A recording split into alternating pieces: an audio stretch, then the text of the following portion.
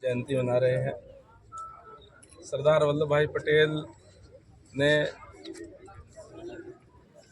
इस भारत को जो अलग अलग रियासतों में बटा हुआ था उसको अखंड भारत बनाने में अपनी अहम भूमिका निभाने का काम किया और सारी रियासतों को इकट्ठा करके और उन्होंने आज का जो भारत है उसको स्वरूप देने का काम आदरणीय सरदार वल्लभ भाई पटेल जी ने किया और उनको हम लौह पुरुष के रूप में जो है उसको उनको उपाधि दी गई और लौह पुरुष के रूप में हम उनको जानते हैं।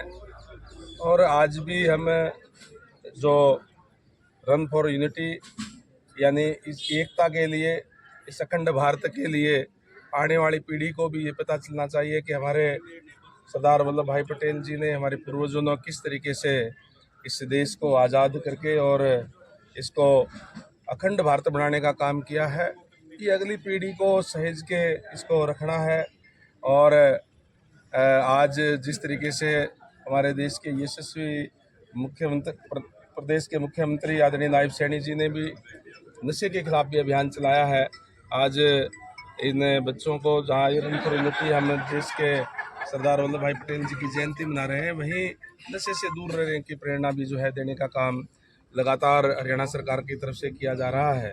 आज पूरे देश के अंदर ही इस तरह के आयोजन हो रहा है और सरकार ने ये भी निर्णय लिया है कि हम इन आयोजनों को हर जिला स्तर पे, उसके बाद में ब्लॉक स्तर के ऊपर और गांव स्तर के ऊपर भी हम करने का काम करेंगे ताकि युवाओं के अंदर देश के प्रति जो एक भावना जिस तरीके से लौह पुरुष के अंदर थी, सरदार वल्लभ भाई पटेल के तरफ अंदर थी, उनका अनुसरण करने का काम हमारी आने वाली पीढ़ी जो करने का काम करें और उनको याद करने का काम भी हमारी पीढ़ी करे। डॉक्टर साहब क्या कहेंगे? हो गया तो फिर हम थोड़ा सा करते हैं। गंगू जी, एक बिल पानी जिस तरीके से हमारे यशस्वी प्रधानमंत्री जी का जो नारा है, हर घर में नल और नल में स्वच्छ जल, उसको साकार करने के अंदर हमारा डिपार्टमेंट लगा हुआ है। आदरणीय माननीय मुख्यमंत्री के मार्गदर्शन के अंदर पानी की व्यर्थ बहुत जाता है, कई बार जो है लाइनें काट ली जाती है और है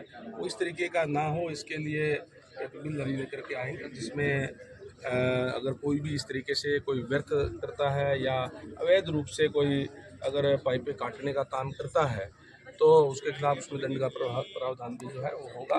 और पानी व्यर्थ ना जाए। पानी देखिए, जब हम गाँव के अंदर जाते हैं कई बारी तो ऊपर तो कहीं चढ़ता नहीं, कहीं जो टूटियाँ खुली छोड़ देते हैं, तो इस तरीके की बातें नहीं। कल कांग्रेस की यहाँ पर यात्रा भी थी और कुमारी शैलजा भी कल इस आए थी, तो उन्होंने जो बीजेपी के 11 साल हैं उनको लेकर एक तंज कसा। उन्होंने कहा एक तो खासकर बेरोजगारी को लेकर और दूसरा उनका ये कहना था, जो पूर्व सांसद हैं इस हाल से रहे हैं, उनका ये कहना था कि बीजेपी ने जो सरकार एक साल हासिल की है वो बेसिकली बांटने की का आरोप है। देखिए, कांग्रेस पार्टी के लोग क्या कहते हैं क्या नहीं कहते, प्रजातंत्र है। प्रजातंत्र के ऊपर इस पार्टी ने कैसा काम किया, इस पे मोहर लगाने का काम देश की और प्रदेश की जनता करती है। आज देश में भी और प्रदेश के अंदर भी लगातार तीसरी बार भारतीय जनता पार्टी की सरकार है।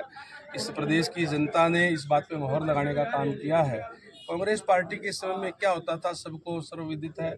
इस प्रदेश की जनता ने भी उसको भुगतने का काम किया है कि किस तरीके से प्रदेश को लूटने का काम करते थे, किस तरीके से किसानों की ज़मीन लूटने का काम करते थे।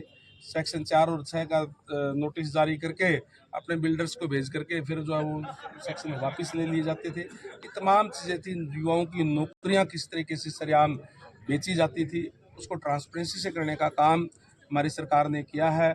और इस 11 सालों के अंदर अभूतपूर्व परिवर्तन जो है इस व्यवस्था के अंदर, इस प्रदेश के अंदर करने का काम भारतीय जनता पार्टी ने किया है। कांग्रेस पार्टी तो गुटों में बैठे, कांग्रेस पार्टी नहीं है। कांग्रेस के अलग अलग गुट हैं, कहीं शैलजा जी का गुट है, कहीं हुड्डा जी का है, कहीं रणदीप जी का है, आजकल तो वीरेंद्र सिंह जी भी अलग अपना गुट बना रहे हैं, और भी कोई गुट होगा। और ऐसे गुट हैं जिनके विचारों में कहीं दूर दूर तक भी समानता नहीं है। इसलिए लोग जनता का विश्वास खो चुके हैं। मैं समझता हूँ कि इनका ग्राफ और निरंतर नीचे गिरेगा।